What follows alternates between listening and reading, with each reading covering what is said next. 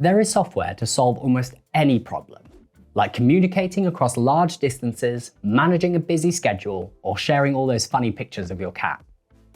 In order to solve a problem, developers must first plan and design their software to meet the end user's needs.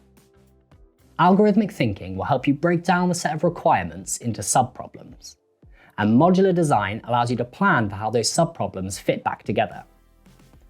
You will learn how to use flowcharts and pseudocode to design and trace a solution, testing it before you even sit down at a computer to code.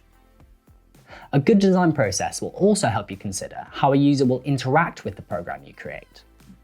In this topic, you will explore the processes required to design any program, from a single algorithm to a full software system. So, want to learn how a trace table can help you find errors without a computer? Or what it takes to design a great user interface? Read on to find out.